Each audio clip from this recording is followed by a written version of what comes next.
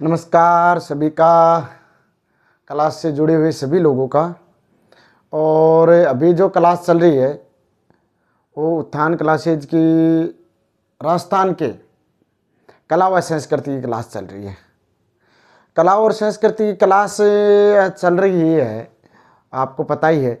और इसमें अपन ने 5 भागों में बांटा था और उसी के आधार पे क्लासें चलने की बात हुई थी अपनी। और अभी जो क्लास चल रही है वो चल रही है अपनी राजस्थान के लोक नाट्य की, यानी कि अपना पहली प्रदर्शन कला पढ़ रहे हैं, उसमें राजस्थान के लोक नाट्य पढ़ रहे हैं। और अभी समय बहुत कम मिल पा रहा है क्योंकि अभी जो स्कूल है वो 10 बजे से 4 बजे तक लगती है। सुबह 9:30 यहाँ से निकलना पड़ता है, तो 8 बजे से वैसे ही निकलना पड़ता है। और शाम को 4 बजे आते हैं, 4:30 बज जाते हैं। और वैसे भी SIR चल रहा है, मतदाता पुनरीक्षण कार्यक्रम, उसमें भी बैक के सदस्य हैं, तो उसमें भी BLO का सहयोग करना पड़ता है कभी कभी। तो देखते हैं जिस तरह भी क्लासें बन पाती हैं। आज संडे है तो क्लास बन रही है, तो जिस तरह से भी क्लासें बन जाएगी। आप अपनी पढ़ाई निरंतर रखें और पढ़ते रहिए। और उत्थान क्लासेस में जैसे भी सब्सक्राइब चैनल को कर लीजिए, जैसे ही क्लास आती है आपको पता चल जाएगा, ठीक है। और अपने पहला लोक नाट्य में पहला ख्याल पढ़ ली, 4 बजे लोक नाट्य पढ़ लिए, तो 1-2 अपने लोक नाट्य पढ़ भी लिए हैं। तो उसी के आधार पर 1 मिनट रुकिए, क्या है, लाइट का इशू रहता है, कभी कभी लाइट चली जाती है और कभी आती है, ये भी इशू है अपने पास। फिर भी अपन कोशिश करते रहेंगे और अपनी क्लास निरंतर जारी रखेंगे। तो आज अपन पढ़ेंगे अन्य जो लोक नाट्य हैं, या मिनट से 45 मिनट की क्लास रहे अपनी, फिर भी अपन पढ़ेंगे। और ये अपनी क्लास पढ़ेंगे राजस्थान के लोक नाट्यों की। तो ये क्लास में जो बचे हुए लोक नाट्य हैं कुछ नहीं पढ़ेंगे, कुछ जो परीक्षा की दृष्टि से कम महत्वपूर्ण हैं उनको नहीं पढ़ेंगे। इनके नोट्स जो आप साथ साथ में क्लास के आधार पर बनाते रहिए और आपके नोट्स चलते रहेंगे, तो आप बनाते रहिए नोट्स भी साथ साथ और पढ़ते रहिए। तो अपन पढ़ रहे थे तमाशा। पहले अपने ख्याल पढ़ ली, 4 वेद पढ़ ली और टोंक की 4 वेद पढ़ ली और ख्याल पढ़ ली। महत्वपूर्ण जो ख्यालें थी, क्योंकि ज़्यादातर उनसे ही प्रश्न आते हैं, तो वो अपन ने पढ़ ली। ख्यालों से ज़्यादा प्रश्न आते हैं और अन्य जिससे प्रश्न आ सकते हैं वो लोक नाट्य अपन और पढ़ लेंगे। और ज़्यादातर 3-4 लोक नाट्य मैंने छोड़ दिए हैं। क्यों छोड़ दिए? क्योंकि उनसे प्रश्न बहुत कम आते हैं। तो अपने वहीं से प्रश्न पढ़ेंगे जिससे प्रश्न आने की संभावनाएं हैं, वो ही पढ़ेंगे जिससे प्रश्न आने की संभावनाएं हैं, तो वो पढ़ते रहेंगे। तो आज पढ़ रहे हैं अपन तमाशा। ये तमाशा जो शब्द है, आप तमाशा बोल के देखिए। तमाशा जो शब्द है वो फारसी भाषा का शब्द है और इसका अर्थ होता है खेलना, तमाशा करना। तमाशा अपन लोकल भाषा में भी कह देते हैं।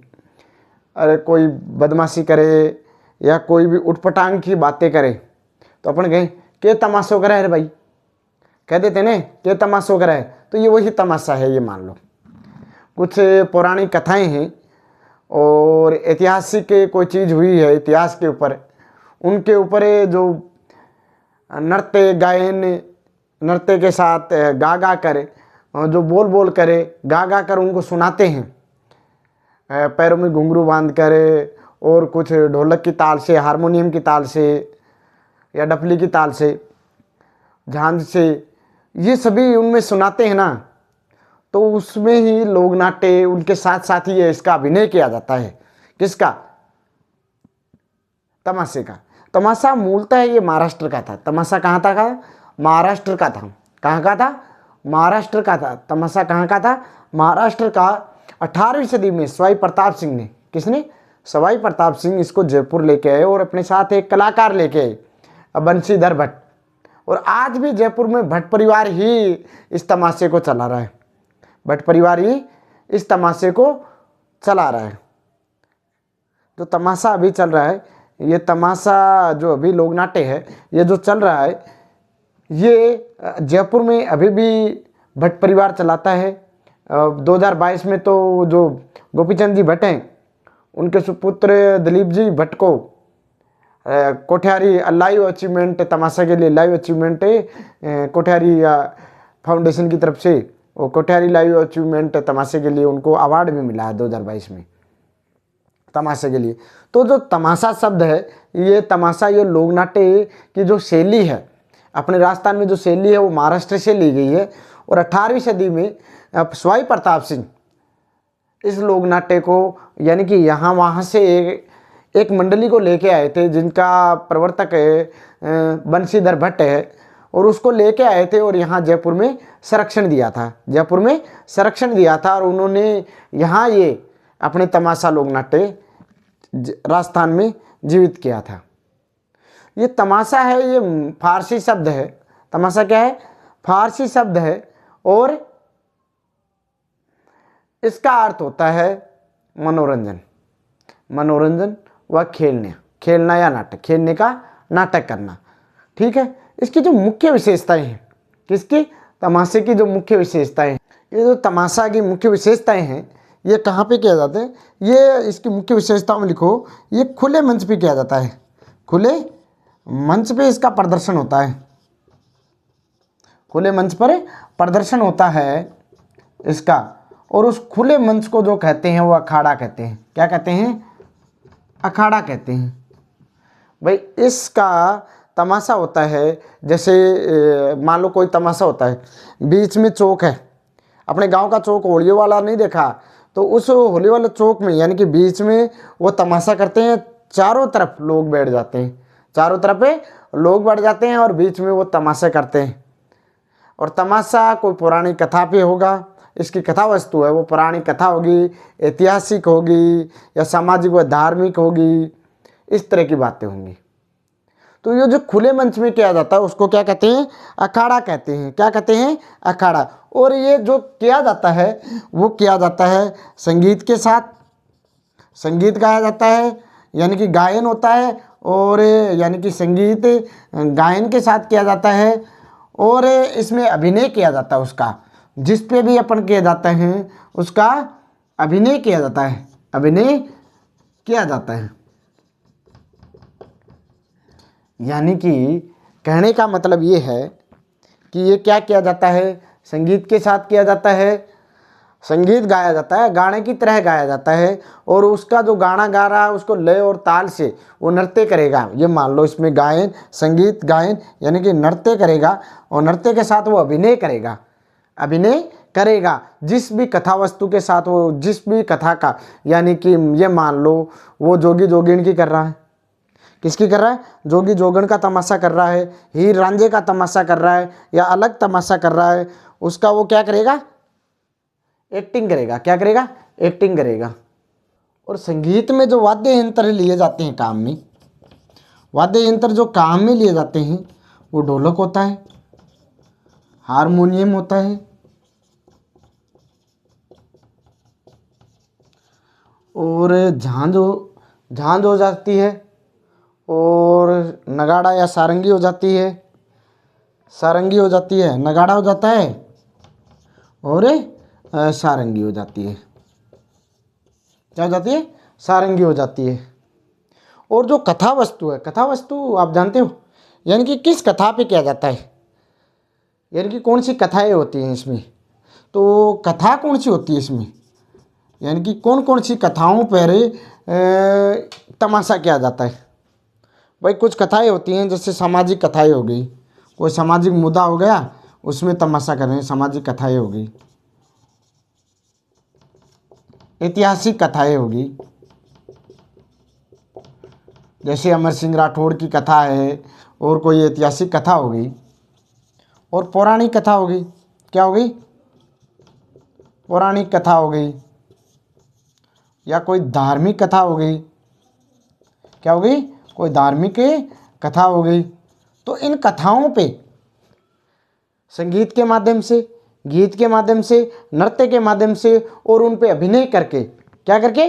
अभिनय करके क्या किया जाता है? तमाशा किया जाता है। बात समझ में आई कि ये जो महाराष्ट्र की शैली है, किसकी शैली है?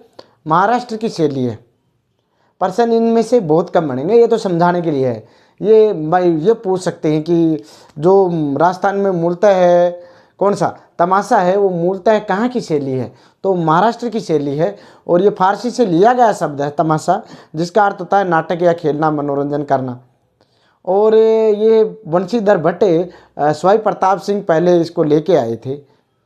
क्या कौन लेके आए थे? स्वाई प्रताप सिंह इसको लेके आए थे सबसे पहले। और उन्होंने राजस्थान में तमाशे का प्रारंभ सबसे पहले जब राजस्थान में तमाशा हुआ, मान सिंह प्रथम के टाइम में हुआ था। मान कवि थे, उनकी थी धमक मंजरी। कौन थी? धमक मंजरी थी। उन पे सबसे पहले जयपुर में तमाशा हुआ था। ठीक है। और जयपुर के आसपास के क्षेत्र का है ये। जयपुर का प्रसिद्ध है। कहाँ का प्रसिद्ध है? राजस्थान में कहाँ का प्रसिद्ध है?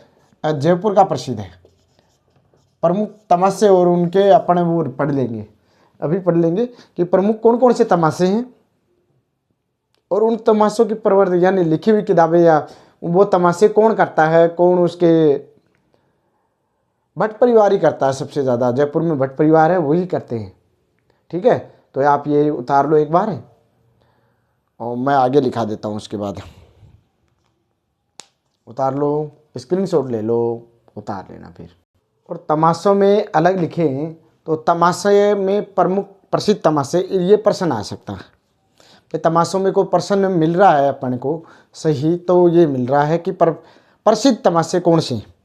तो प्रसिद्ध तमाशे हैं जोगी जोगण का तमाशा। कौन सा? जोगी जोगण का तमाशा। ये होली के अवसर पे किया जाता है। किसके अवसर पे किया जाता है? होली के अवसर पे किया जाता है। कौन सा? जोगी और जोगण का तमाशा। जूठन मियाँ का तमाशा, गोपीचंद तथा हीर रांझे का तमाशा, ये चैत्र अमावस के समय पे किया जाता है। कब है? चैत्र अमावस पे, चैत्र अमावस्या पर, चैत्र अमावस्या पे किया जाता है। कौन सा? गोपीचंद तथा हीर रांझे का जो तमाशा है ये चैत्र अमावस्या में किया जाता है। और कान गुजरी का तमाशा। और अभी भी आपको यदि तमाशे देखने हैं तो जवाहर कला केंद्र या रविंद्र मंच, जयपुर में रविंद्र मंच पे होते हैं या जवाहर कला केंद्र रविंद्र मंच पे होते हैं। कहाँ तमाशे होते हैं। और अभी हुआ था तमाशा पीछे, तो देखने का मेरे को भी सौभाग्य नहीं हुआ, अभी तक तो मैंने भी नहीं देखा। आपको देखना है तो जाना, कभी जयपुर रहते हो तो वो देखते होंगे तमाशे। तो तमाशा आपको तमाशा मैंने पढ़ा दिया है। और प्रसिद्ध तमाशे हैं वो जोगी जोगण का तमाशा होली के अवसर पे, जूठन मियाँ का तमाशा, गोपीचंद हीर का तमाशा चैत्र अमावस्या, कान गुजरी का तमाशा। और जो प्रसिद्ध कलाकार हैं वो भट्ट परिवार से, मैंने बोला ना जहाँ भट्ट लगा होता है तो वही आप देख लेना कि तमाशा कला से, लोक नाट्य से हैं फूलजी भट्ट, गोपीचंद जी भट्ट और वासुदेव जी भट्ट। इसमें जो फूलजी भट्ट हैं ये तमाशे के उस्ताद माने जाते हैं। तमाशा का उस्ताद भी कहते हैं उसको। तमाशे का उस्ताद किसे कहा जाता है? फूलजी भट्ट को कहा जाता है। ये याद रखना। फूलजी भट्ट को क्या कहते हैं? कोई प्रश्न आ जाए, बंशीधर भट्ट दे रखे हैं उसमें, बंशीधर भट्ट का नाम आ जाए और पूछ ले तमाशे का उस्ताद कौन है राजस्थान में लोक नाट्य में, तो तमाशे का उस्ताद फूलजी भट्ट है। और इसमें एक और कंट्री मान लो पीछे की याद रखे तो जो गोपीचंद जी भट्ट हैं उनके सुपुत्र दिलीप जी भट्ट को 2022 में लाइफ टाइम अचीवमेंट, कोठियारी लाइफ टाइम अचीवमेंट अवार्ड मिला था इस तमाशे के लिए। ठीक है। तो ये तमाशा अपन ने पूरा कर लिए हैं। इसमें से सबसे पहले मैंने पहले ही बता दिया था कि तमाशा जो हुआ था वो मान कवि के धमक मंजरी के ऊपर, मान कवि की लिखी हुई जो धमक मंजरी है उसके ऊपर जो तमाशा किया, किसने किया? धमक मंजरी के ऊपर राजस्थान में प्रथम बार तमाशा मान सिंह के समय में 1594 में हुआ। तो तमाशा आपको याद हुआ होगा, नहीं हुआ तो मैं एक बार फिर से बोल रहा हूँ, आप रिपीट करते जाइए, मन मन में आंखें बंद कीजिए। और पढ़ने का तरीका यही है कि मन मन में आंखें बंद कीजिए और पढ़िए, कोशिश कीजिए। क्या कीजिए? कोशिश कीजिए और पढ़िए कि तमाशा है ये मूलतः फारसी का शब्द है। और फारसी का शब्द है, मान लो मैं यहाँ तमाशा लिख देता हूँ एक और आपको याद करवा देता हूँ, 1 मिनट में रिपीट हो जाता है तमाशा और उसकी जो प्रसिद्ध बातें हैं। मान लो यहाँ लिखा मैंने तमाशा, क्या लिखा, ये है तमाशा। तमाशा कहाँ का है मूलतः, महाराष्ट्र का है।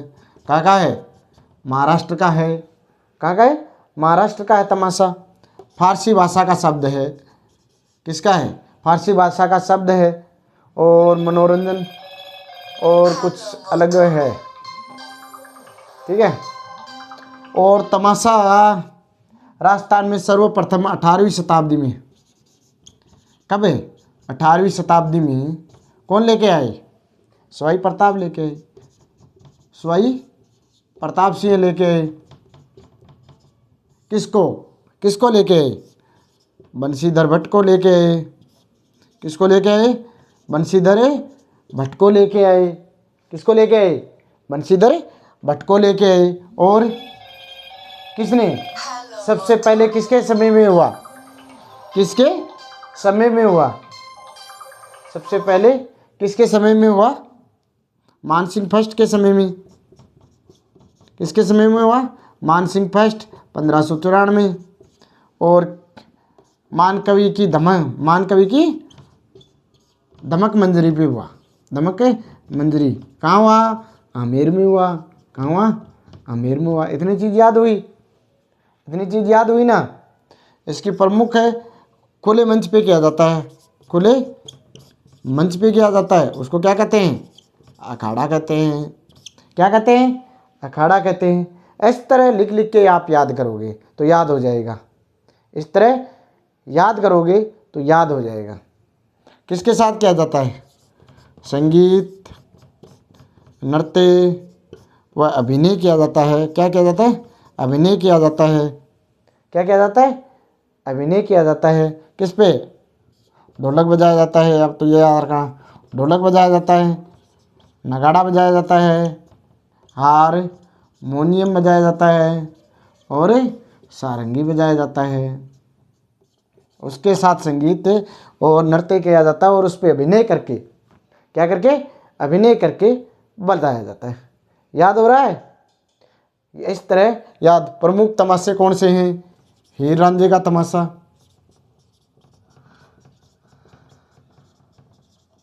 गोपीचंद जी का तमाशा,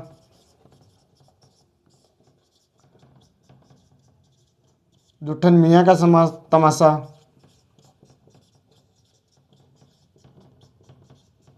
और किसका तमाशा है, जोगी जोगण का तमाशा। याद रखना करो, जोगी जोगण का तमाशा। और प्रमुख फूलजी भट्ट, भट्ट परिवार पूरा ही है। फूलजी भट्ट, गोपीचंद जी भट्ट और वासुदेव भट्ट, वासुदेव भट्ट। ये हो गया पूरा तमाशा। ये देखो याद हो गया ना, रिपीट करोगे याद होगे तो याद हो जाएगा। और अन्य में देखें तो और रम्मत है, रम्मत है, स्वांग या बहरूपिया है, और नौटंकी है, रासलीला है, दंगल है, रामलीला है।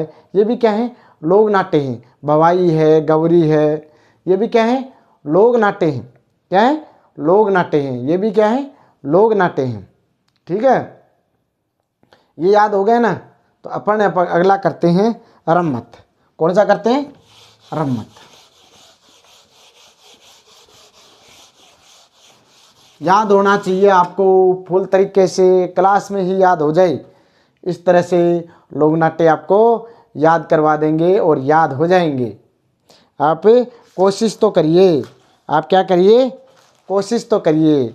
आपको ये कहने वाले बहुत मिल जाएंगे, भाई ये कहने वाले कहें क्या कर रहा है, कितने सालों से कर रहे हैं। यदि हार मान जाए, अपने हार मान जाएंगे तो लोग सोचेंगे कि ये तो हार मान गया, और लोग अपने को हार मनाने के लिए और कहेंगे। असफलता सफलता का मूल मंत्र है, ये ध्यान रखना। असफलता होती है वो सफलता का मूल मंत्र है। आप असफल होंगे तो आपको सफलता की राह बहुत जल्दी दिखाई देगी, ये याद रखिए आप। जब कोई तुम्हारी काबिलियत पर शक करे, जब कोई तुम्हारी काबिलियत पे शक करे, जब कोई तुम्हारी काबिलियत पर शक करे, तब खुद को साबित करने की एक कोशिश, जब खुद को साबित करने की एक कोशिश और करूं, जब एक कोई और कोशिश और करो, जब कोई तुम्हारी काबिलियत पे शक करे, जब कोई तुम्हारी काबिलियत पे शक करे, खुद को साबित करने की एक कोशिश और करे। अपन पढ़ेंगे अब रम्मत। क्या पढ़ेंगे? रम्मत। क्लास बड़ी बनने वाली है, आप ध्यान रखना। रम्मत लोक नाट्य। कौन सा? रम्मत लोक नाट्य। या रहने दे, एक क्लास और लें, क्योंकि क्लास छोटी रहे तो ठीक रहे, लेकिन फिर भी ये क्लास अपन बड़ी कर लेते हैं, कोई दिक्कत नहीं है। अगली क्या है? रम्मत लोक नाट्य। वो पिछला दूसरा है रम्मत। अपन किसकी बात कर रहे हैं? रम्मत लोक नाट्य की। रमणा, आज भी अपन रमणा गाँव में क्या किसको कहते हैं? तो खेलना होता है उसको, तो रम्मत का अर्थ है खेलना। रम्मत का अर्थ क्या है? खेलना, यानी कि रमना है मतलब खेलना। आज भी अपने जाते हैं किधर, बीकानेर, बाड़मेर और उसकी तरह, आ जाओ भाई लो रम्मा, तो रम्मा वो कहते हैं खेलने को।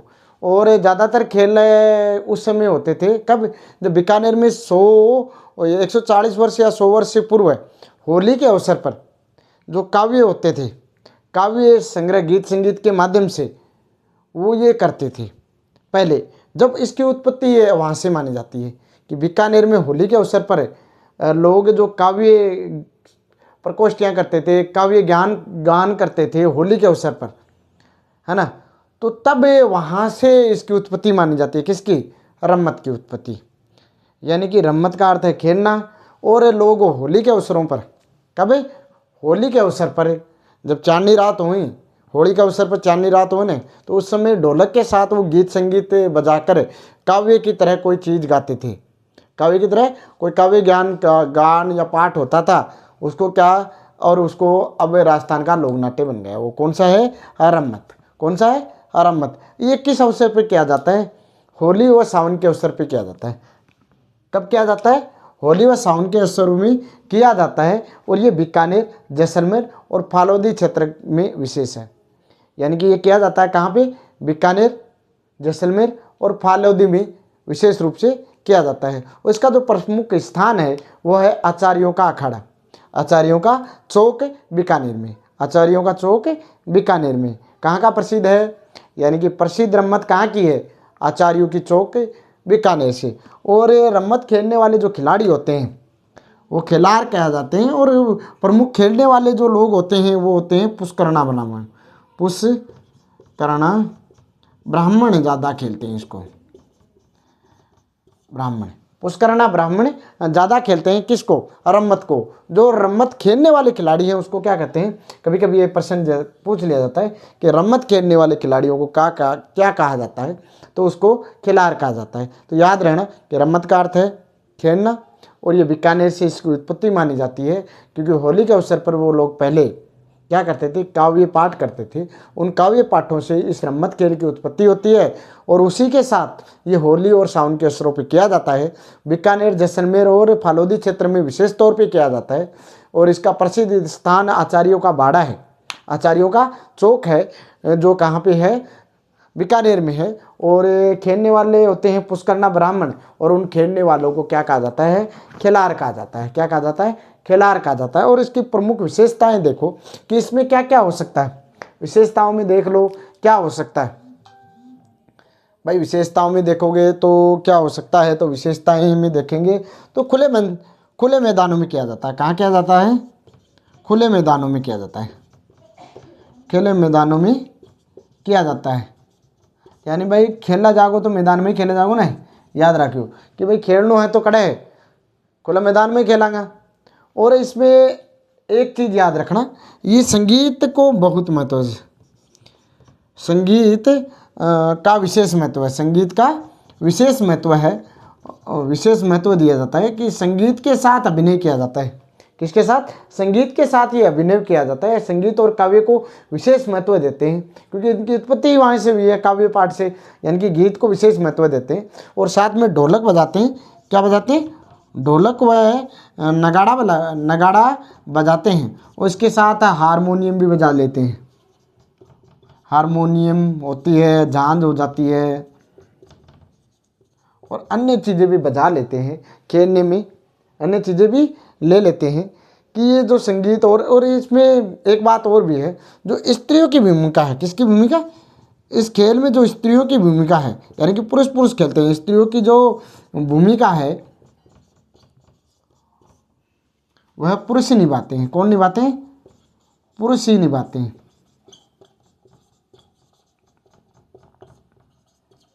यानी कि इस खेल में खुले मंच पे किया जाता है, खुले मैदानों में किया जाता है, मैदान में संगीत को विशेष महत्व देते हैं।